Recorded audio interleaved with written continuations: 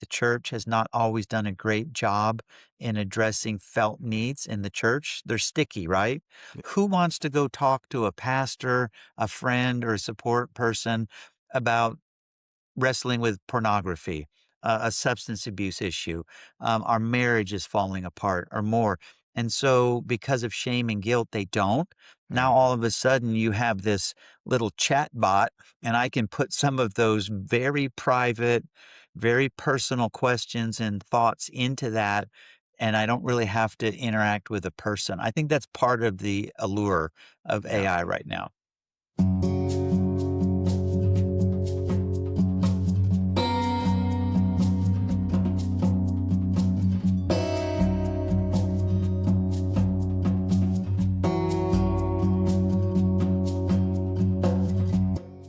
Thank you so much for tuning in to the Desperate for God podcast today. It is great to be here with you. My name is Ben Klinger, and I am your host. I think you'll find today's episode to be incredibly intriguing and a tremendous resource for you or for others in your life. I'm very excited to introduce our highly esteemed guest. As usual, I'll start with a brief bio. Dr. Eric Scalise has amassed 45 years of clinical and professional experience in the mental health field. He is a licensed professional counselor, a licensed marriage and family therapist, and a credentialed master life coach. He served 6 years on the Virginia Board of Counseling under 2 governors. He currently is president and chief strategy officer with Hope for the Heart. Formerly, he was senior vice president for the American Association of Christian Counselors and department chair for counseling programs at Regent University. Dr. Scalise's area of specialization include professional and pastoral stress and burnout, combat trauma and PTSD, marriage and family issues, grief and loss, addictions and recovery, leadership development, and lay counselor training. As the son of a diplomat, Dr. Scalise was born in Cyprus and has also lived and traveled extensively around the world. He is a published author, adjunct professor at several universities, conference speaker, and ministry consultant. Dr. Scalise, thank you so much for taking the time to join us. Welcome. Thank you, Ben. I'm just sitting there listening to that and going, who is that person? Yeah, it's funny. Everybody does that. But I think it's important. I mean, over the course of time, you've accomplished so much and you are an expert in the things we're going to discuss. And I'm just so grateful that you're willing to join us today. So thank you. Absolutely. Looking forward to it. Thank you. Well, first, I would be grateful if you could tell us a little about Hope for the Heart Ministries, founded by June Hunt, how the ministry began, how it blossomed, and why it's so important today. Yeah, June Hunt is our founder. She turns 82 this year, and she is the Energizer Bunny, I like to say. She started with a live call-in radio show called Hope in the Night. Still airs 5 nights a week from 11 to midnight Central. I don't know how she does it, but she does it. And it's a biblical counseling ministry organization. We're celebrating our 40th year this year as an organization, so we're excited about that.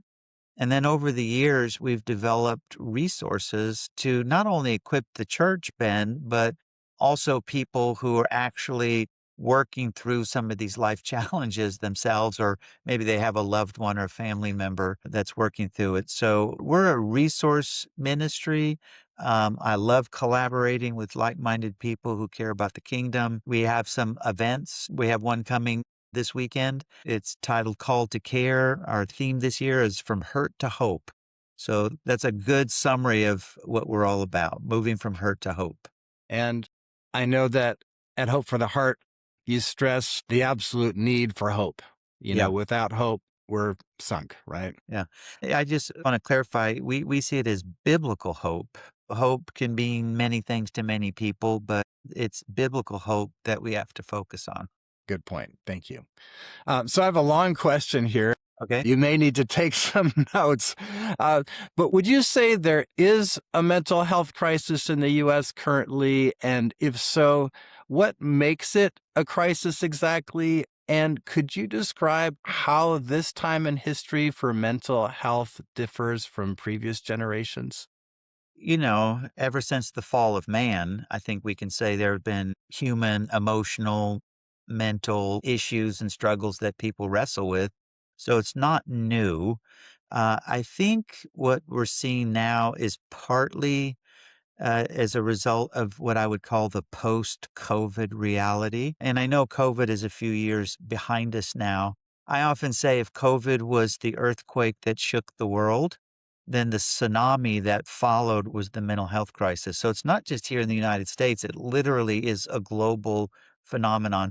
A part of it was fueled by the isolation that was taking place, especially among our young people. I've read a study or two that wonders if we've lost an entire generation of our young people. Because if you think about it, especially like middle schoolers and high schoolers, they hone their relational and social skills what in school and interacting with their peers, and they're out of school for a year.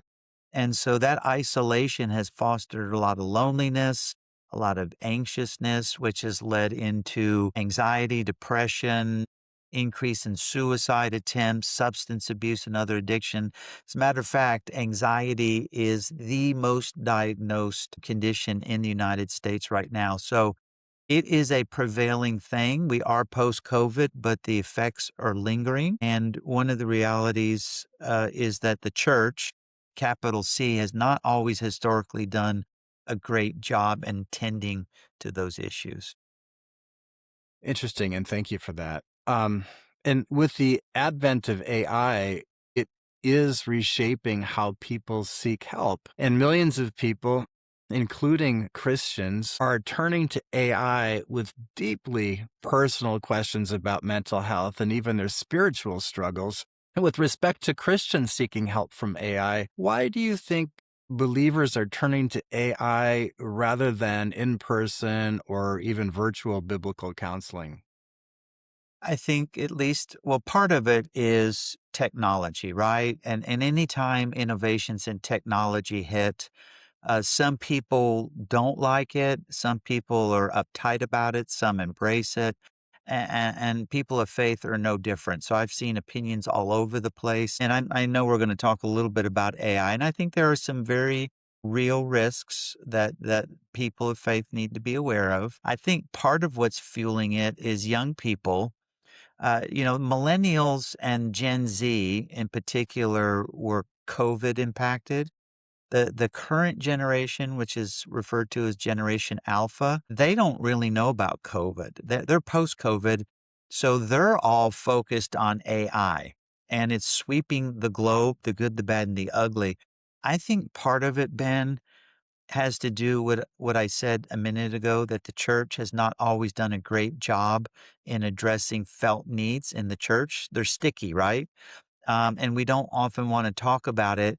And there's so much shame and guilt associated with some of those issues. Who wants to go talk to a pastor, a friend, or a support person about wrestling with pornography, a substance abuse issue? Our marriage is falling apart or more. And so, because of shame and guilt, they don't.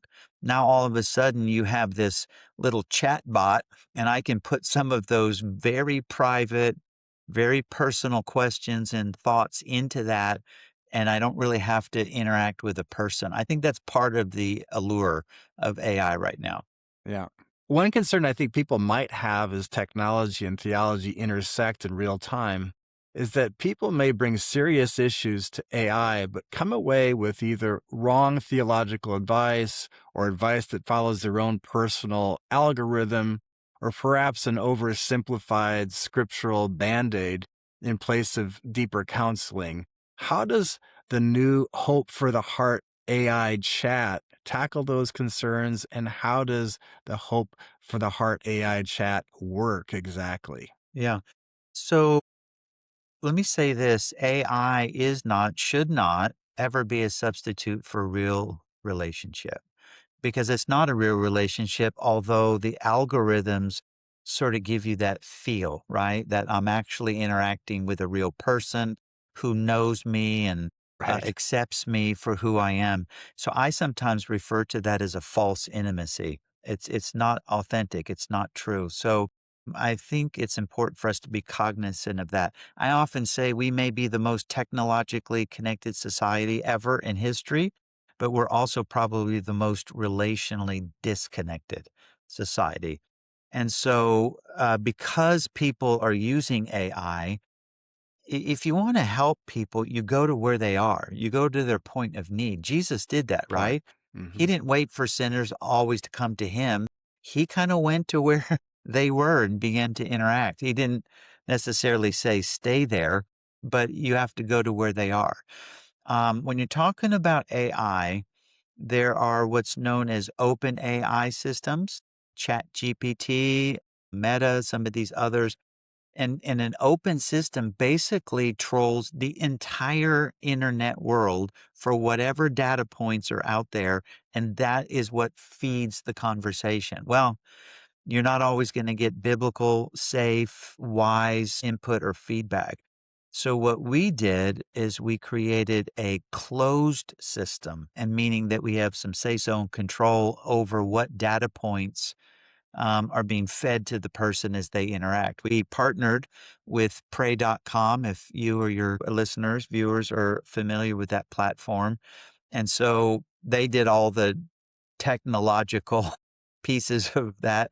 And we gave them what we refer to as our Keys for Living library. And this is now 108 different topics. It's about 15,000 pages worth of content, both professionally informed and biblically integrated. So it's safe from a scripture, God's word point of view. I gave that all to them and it was put into a closed system. So when someone queries and has a question, it's not pulling from the entire internet world. It's pulling only from that data. So there are some safety points built into the system. Yeah. And we talked about this a little bit already, but because of the private nature of AI, how do you feel this will enable people to open up about issues they otherwise might have avoided when talking to live people? Now you train AI, right? And AI itself is evolving to it's actually becoming what's known as generative AI and it's almost training itself, which is a whole nother conversation probably. But we train it to constantly be pushing people like, hey, it's great that you started here. It's great that you're talking about this. Maybe you need to talk to your pastor. Maybe you need to get into a support group at your church. Maybe you need to talk to a Christian counselor. So we're always trying to push it, toward something else. But I think what happens is people, two things. They at least take that first courageous step to say anything out loud, or even I'm typing it into a chat box, right? And it helps them find their words. A lot of times people don't know how to describe or explain what they're thinking or feeling or struggling with. So it helps people find their words It's and interesting. if it's pointing to other relational, human, face to face resources, that's what you want to do. So I see it more as a starting point, getting people to engage in the first place, and then hopefully redirecting them to what else is out there humanly for them to engage with. And what kind of resources are provided for the person who's interacting with the chat? Well, I mean, the main resources, like I said, is from our Keys for Living library. But for example, if people are wrestling with serious issues, they're suicidal, there is childhood abuse, sexual abuse going on, there's domestic violence going on, someone ran away. We provide national hotline numbers and other means to for people to engage right away. Other than that, it's a general encouragement. Talk to a counselor, talk to your pastor. What resources does your church currently have? A lot of churches today have support group programs like maybe you've heard of Celebrate Recovery or Divorce Care or Grief Share. And so you are seeing some churches begin to try to meet some of the needs that are out there. So we're trying to point people in that direction as well. And can you sort of walk us through how a person would come upon the Hope for Their Heart chat AI and how they would just even initiate a conversation, where would they go? Two places. Like I said, we partnered with pray.com, and so people can simply go to pray.com's website. They have a number of chat links, but I think this chat link is kind of front loaded. I think it's the most engaged one right now. It doesn't surprise me. We're seeing thousands of people kind of engage with it. It's called the Hope for the Heart AI Counselor. However, we took that same link and it's now on our website. So if people go to the Hope for the Heart website, which is just hopefortheheart.org, then they'll see it there. I think it pops up in the lower right-hand corner of the homepage.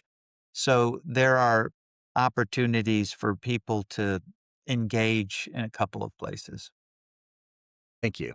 And now Hope for the Heart also created a very impressive reference guide recently, providing clear and concise biblical guidance for very heavy life struggles, including addiction, abuse, and a variety of other serious and very real issues that often churches avoid. This book has been widely endorsed by several trustworthy ministries and is called the Care and Counsel Handbook.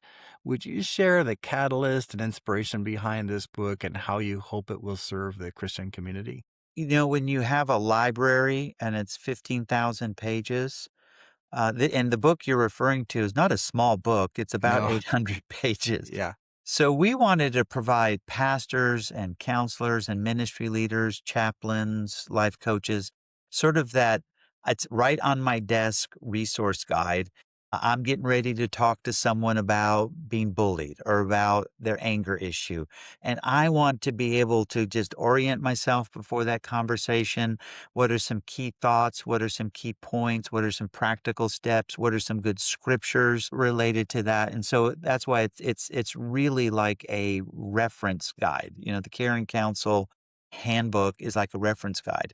I can't create a 15,000 page book for somebody, but it gives enough. If think of each title in there, each topic as the Cliff Notes version of a book that might be 100 to 150 pages.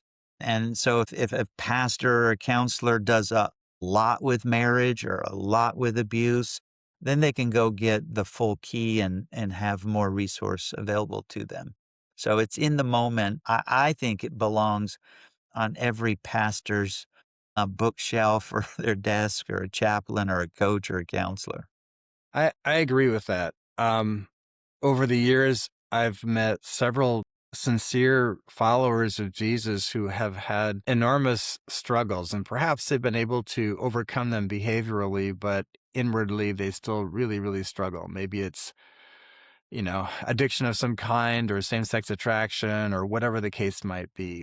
And those folks, sometimes, as we mentioned earlier, when they engage in person about these struggles, they're not met with the kind of embrace and understanding that they need. Right.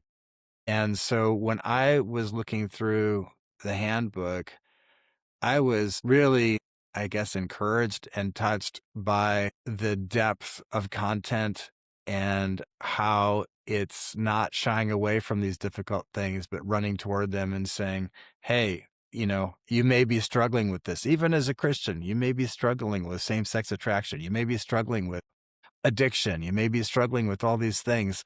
Here is a resource for you. And one of the things that I wish Christians could do is identify with these folks because we all struggle. We're all fallen, right? But by the Right. grace of God, there go I. Yeah. And we would be so much more powerful as a body, and I think a much better witness to the world if we could embrace people with all these issues who are earnestly seeking the Lord, who earnestly want to change, who earnestly want to heal, and take them into the fold from a biblical perspective. I think it would do away with all of the churches who are like open and affirming. There's a big difference between love and affirmation, Right. right? And so I was so impressed by, I'll call it a catalog. Um, and I agree with you. I think all pastors should be familiar with it and should have it. I think it's something sorely needed in the church because in the pews, when we sit, we put on our game face, unfortunately, a lot of the time. And there's just so much brokenness. And I think people earnestly love Jesus, Right. but there's so much shame bound up in sin. Yeah. And, Jesus came to do away with that. And we need to give it to him. And there has Yeah. to be a safe place to do that. So I'm really thrilled. Everything I've learned in preparation for this episode, I was really thrilled to find Hope for the Heart and all of the services, videos, counseling that you offer. This is kind of off topic a little bit, but so you're a certified life coach and then you're a licensed therapist and so forth. Can you talk about the differences between being a life coach and being a therapist and what that entails and what the purposes of both are? Sure. Just before that, I just had a thought as you were talking about the church. The church does need to show grace, but love has to be tough sometimes. Jesus came and represented both grace and truth. And so the church often wants to give the truth with not a lot of grace. And some churches, it's all grace, but not much truth. It Right. really is a balance. And that's where AI in particular will struggle because are you married, Ben? Oh yeah. Okay. So anyone who's listening is married, it's like you and your spouse work out life, right? Yeah. Or you work out things in the work environment or with friends. Iron sharpens iron. And that's good. It's healthy for the most part. With an AI, that AI is only going to affirm you. It's going to tell you how wonderful you are, how good you're doing. It's Yeah. never really going to challenge you and say, Yeah. you know what, that's not a very good thought. That's Yeah. not a very good emotion. And so that's why it's a bit of a false intimacy. But Yeah. anyway, um, so a licensed clinician, and there are different disciplines. There's, professional counseling. There's marriage and family therapy. There's social work. Some people are licensed psychologists. Of course, at the medical level, you have psychiatrists all are have a slightly different sort of orientation to their training, but they're all regulated. They're all regulated by the state. So, and they require a certain level of education, a certain level of experience, usually state exams, et cetera, et cetera. And then from that point forward, you're regulated. But because you're regulated and approved at the state level, it means you can diagnose people. Depending on some states and some levels, it might mean you can do prescriptions. It means you can bill insurance companies and things like that. And so, licensed mental health people often look backwards a little bit and try to unpeel the layers of the onion and like try to discover where did you get stuck in life and how do I get you unstuck and back to level ground. Coaching tends to look forward more and starts where you are and says, where do you want to go? What are your targets? What's your objective? Let's look at your goals. Let's work on it together. Let's figure out the steps you need to reach your goals and then I'm going to walk with you. I can't run the race for you, much like a say a track coach, right? But I can work with you to run the best race that you possibly can. And coaching is not regulated like I hold 3 practice licenses and they're all regulated at the state level and there's certain requirements. As a coach, I'm not regulated. If I'm ethical and I want to be competent, I make sure I stay up to speed in what's happening in the field and I'm a lifelong learner, etc. But Ben, anyone you and I know could go hang a shingle today, call themselves a life coach, and charge a fee for their services. There's nothing prohibiting in almost any state. Might not be smart, they might not be good at it, etc., but there's no prohibition. So, one of the things we've done at Hope for the Heart is we actually created a Christian life coaching network where people can get the right training and become credentialed. So there's a level of excellence and competence in what they do. But it is one of the fastest growing fields in the world right now. Yeah. Interesting. Thank you for that. Yeah. And is there anything that you want to cover that we haven't touched on? Yeah, I mean, as you pointed out, with the AI system partnership we did with pray.com and all of our printed and video resources, content is good. Not that many, maybe 2, 3 decades ago, it's interesting, community was at the forefront and content was lagging behind. And people, celebrated getting together. I think it kinda came out of the Jesus movement back in the '60s and early '70s. So it was all about community and connection and relationship, and people were looking and starving for content as they were growing in their faith. Now it's the opposite. Content is everywhere and community is lacking. So So we interesting. are a content-rich ministry organization. I get that, but we have to teach people how to use that content competently as well. And, I'm sitting here, we're talking about, hey, the church needs to step up, right? There are not very many pastors I've ever met who felt primarily called to the ministry to counsel people. They were called to the ministry to do what primarily? Teach. Preach, teach. Maybe disciple, maybe some evangelism, and seminaries and Bible colleges do a horrible job in prepping pastors. Some don't offer any curriculum, any lectures about counseling related things.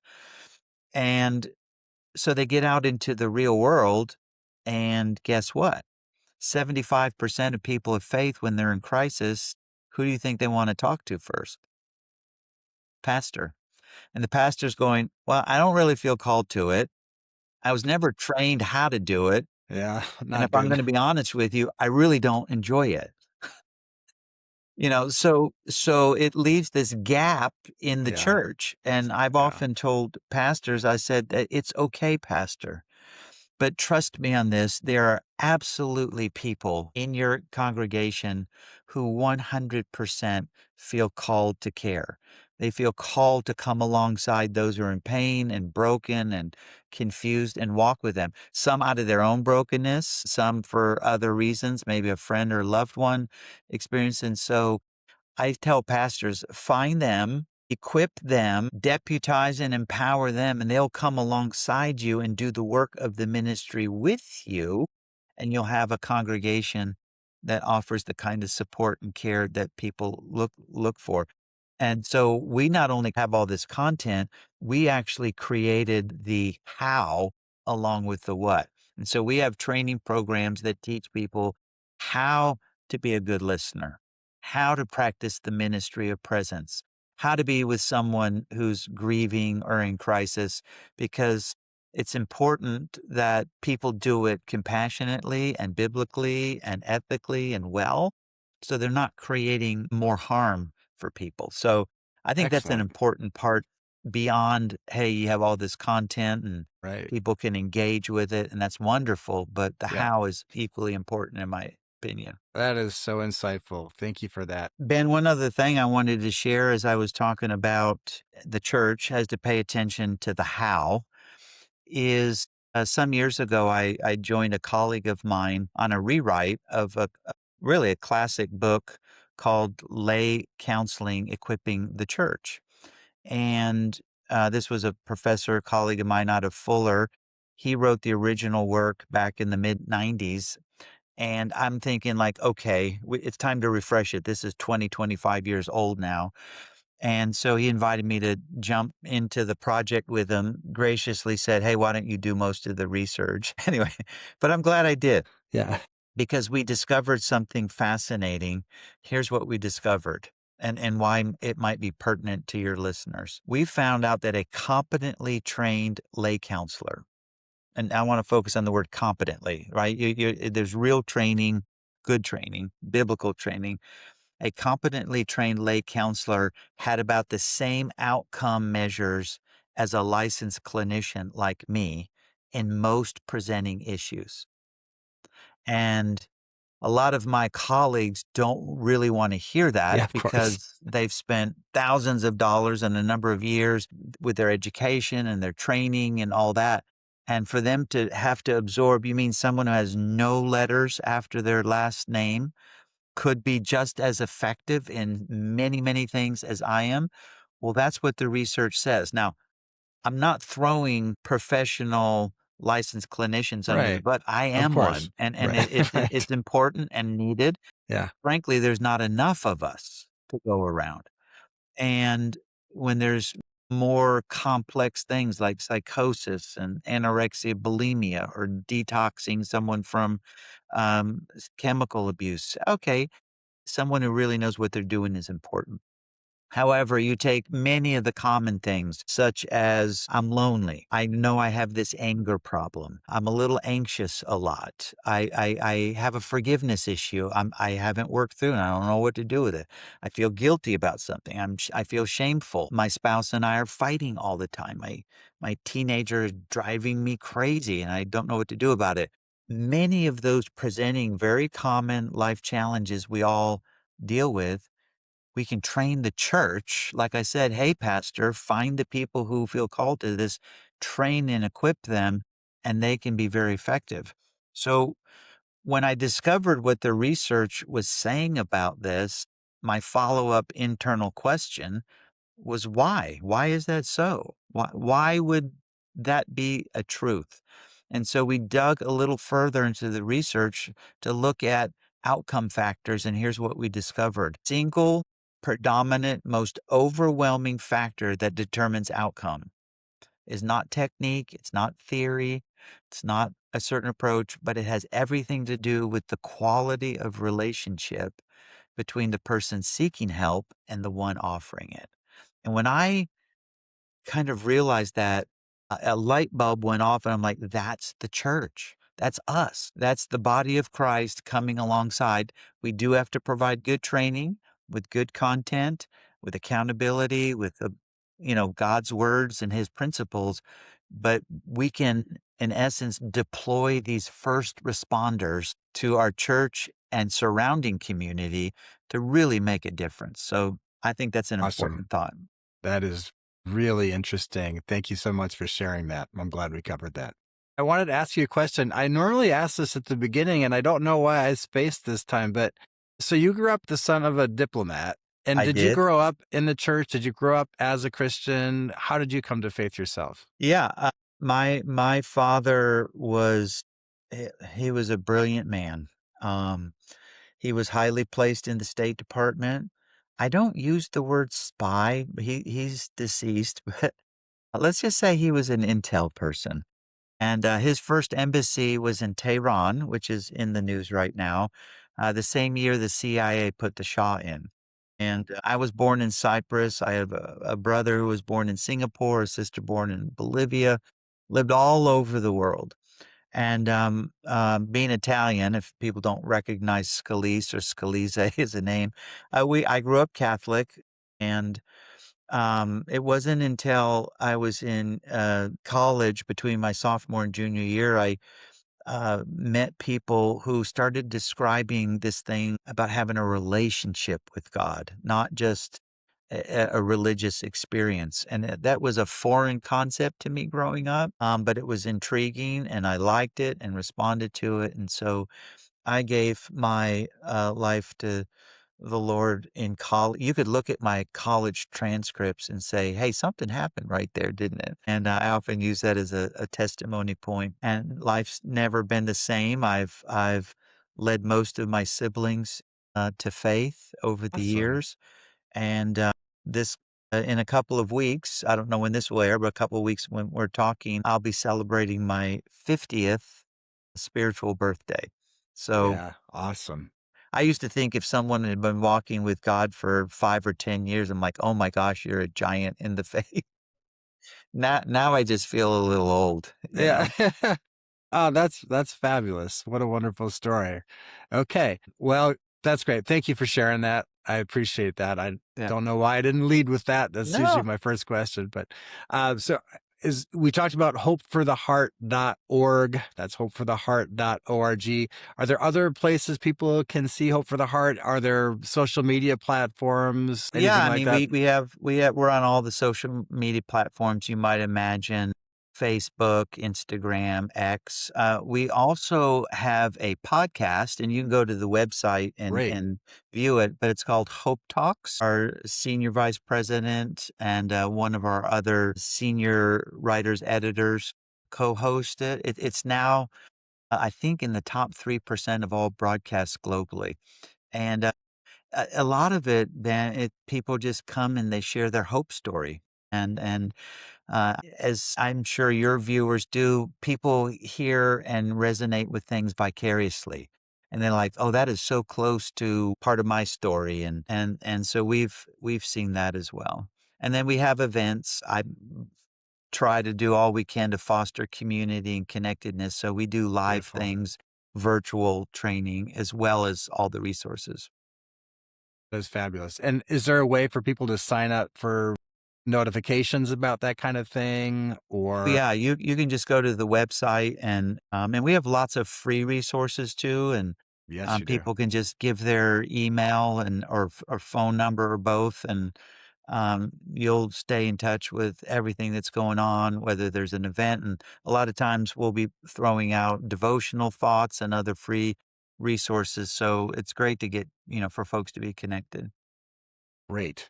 Well, thank you very, very much for taking the time to chat with me, Dr. Scalise. It's a privilege, honestly, to meet you. And I'm very thankful for your work and your commitment to bring quality biblical care to people in truly tough circumstances. Appreciate it. Thank Thank you. you. My pleasure. Enjoyed having the conversation. Great. And listeners, thank you also, of course, for taking the time out of your day to listen. I'm so grateful for the opportunity to bring these resources to you. If you've been enjoying Desperate for God, of course, I would be genuinely appreciative if you would take the time to rate and review our show. Positive reviews are so helpful to us. And if you're listening to the audio only version of this episode, please know there is a video version available on YouTube too. We'd love for you to visit us there. Well, I will look forward to joining you all next time. In the meantime, may the Lord bless you and keep you. May he make his face to shine upon you and give you peace. Take care.